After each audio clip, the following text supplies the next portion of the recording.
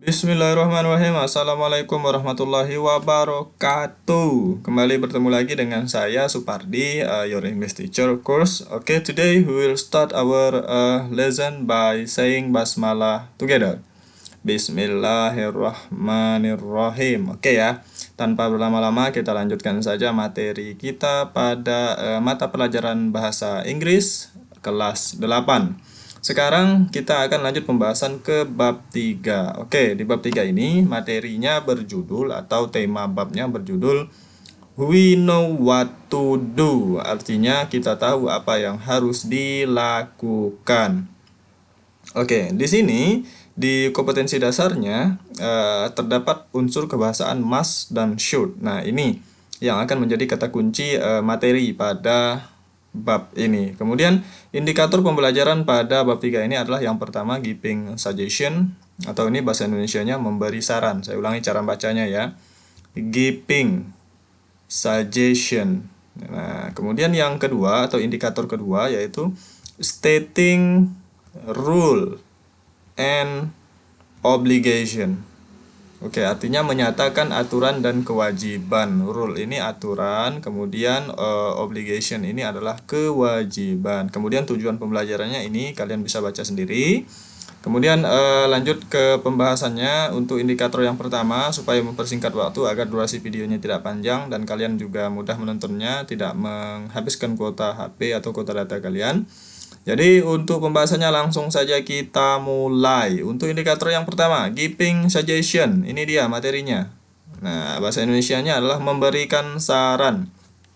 Giving artinya memberi, kemudian suggestion artinya saran. Nah, pengertiannya apa? Nah, pengertiannya adalah ini ungkapan yang digunakan untuk memberikan saran kepada orang lain. Misal, kamu harus begini, kamu harus begitu, dan lain sebagainya. Nah, tapi mengungkapkan kamu harus begini dan harus begitu itu dengan bahasa Inggris. Caranya seperti apa? Nah, sebelum kita masuk ke contoh kalimatnya, coba kalian perhatikan.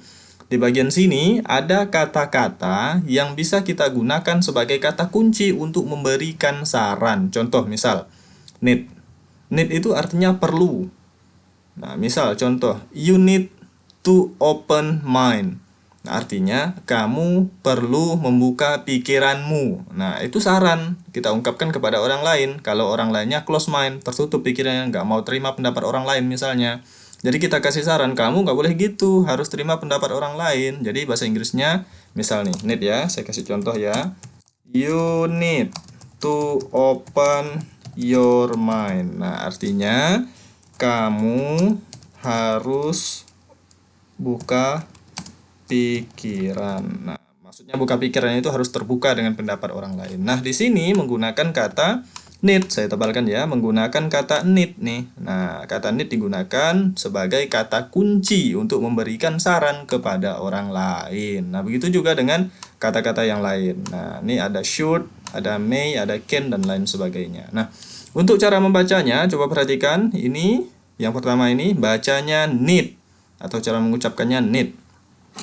Kemudian yang kedua ini cara mengucapkannya should. Kemudian yang ketiga ini cara mengucapkannya can. Kemudian yang keempat ini cara mengucapkannya may. Kemudian yang kelima ini cara mengucapkannya need not. Kemudian yang keenam ini cara mengucapkannya should not. Kemudian yang ketujuh ini cara mengucapkannya cannot. Kemudian yang terakhir itu cara mengucapkannya may not. Nah, kemudian saya tambah sedikit untuk kata-kata yang ada not di akhir atau di belakang katanya, maka artinya bermakna tidak atau bermakna negatif. Bermakna negatif. Saya ulangi ya, bermakna tidak atau negatif. Nah, contoh, kalau di sini need artinya perlu, kalau di sini ditambah not, maka menjadi need not. Nah, yang semula artinya perlu maka menjadi tidak perlu atau tidak usah bahasa kita ya. Nah, itu untuk penjelasan kata-kata yang bisa digunakan untuk mengungkapkan suggestion atau saran. Kemudian untuk contoh di sini ada kasus satu. Besok Ana dan Ani akan menghadapi ujian bahasa Inggris, sedangkan Ani suka bermain game di handphonenya. Lalu Ana memberikan saran kepada Ani. Nah, ini ilustrasinya ya, ini narasinya. Apa yang harus dikatakan Ana untuk menasihati Ani? Nah, coba perhatikan, Ana bilang apa?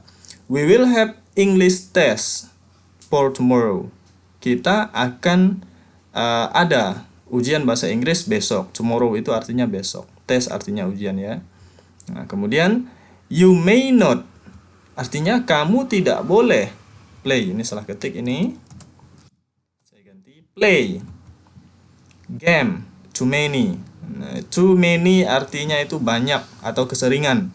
Artinya kalau diterjemahkan secara utuh artinya menjadi you may not play game too many. Kamu tidak boleh main game terlalu sering karena besok kan ada ujian. Nah, kemudian you should study English tonight. Kamu harus belajar bahasa Inggris malam ini. Kemudian itu ya, itu untuk penjelasan materi pada indikator yang pertama ini. Nah, setelah selesai kalian bisa cek di buku paket kalian yang sudah kalian pegang, bandingkan dengan buku materi yang ada di buku paket tersebut. Kemudian untuk materi ini tugas kalian berada di poin 8 atau tugas 8, yaitu menerjemahkan teks pada kasus 1 di atas ke dalam bahasa Indonesia. Tadi kan sudah saya sebutkan, tinggal kalian ingat-ingat nih. Maksudnya teks ini nih terjemahkan ke dalam bahasa Indonesia.